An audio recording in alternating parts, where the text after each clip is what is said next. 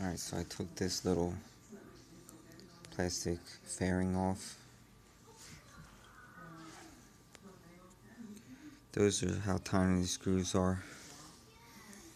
And what I used to take it off was this little eyeglass screwdriver.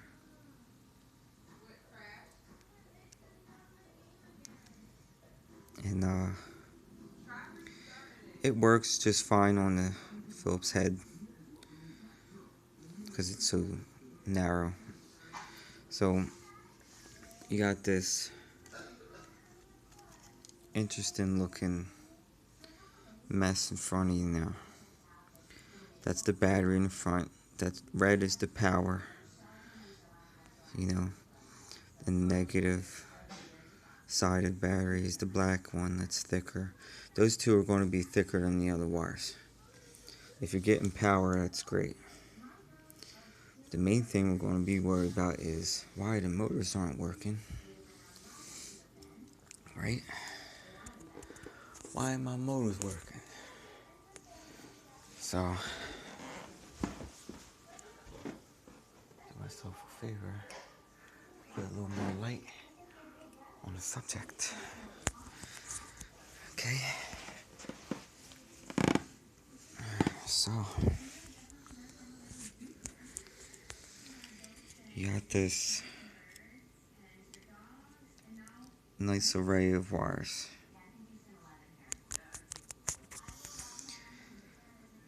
If you follow these wires, you'll see that they go to these little electric motors that spin the rotors on top. I don't know if you can see, this is the blue wire. That's the wire that fell off when mine crashed.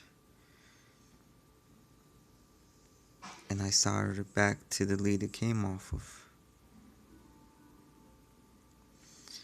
So that was my main issue. You see, I kind of had to strip the wire because it's such a small gauge.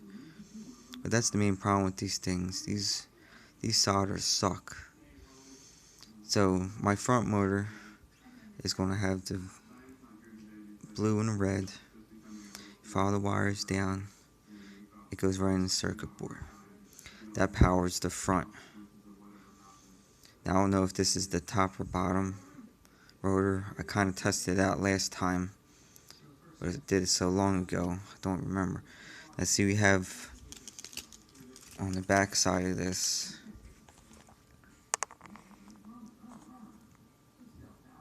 we have a black and a white wire.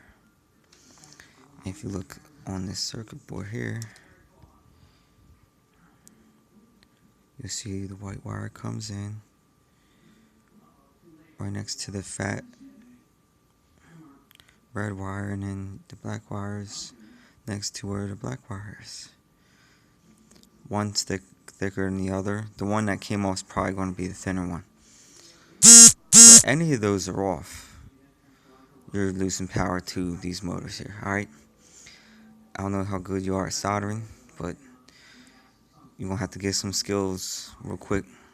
All it is just a hot iron, and you take a little solder you can get from hobby store, Radio Shack if there's one still open around you, or you go to Walmart, they got all this shit up there. So that's basically the way I did that. It's going to be a pain in the butt to put this back on because everything's so small. But I work in a surgical field. Basically, if you have anything that can hold something small, I got these throwaway needle holders. So I can just go ahead and grab this. The instrument has a ratchet on it. And it just holds the screw. And this way I can put it in the fairing and hold it and let it go when I use the screwdriver. That's basically what I can explain to you as far as that. I'll get back to as far as controlling your helicopter when it does work. Alright, later.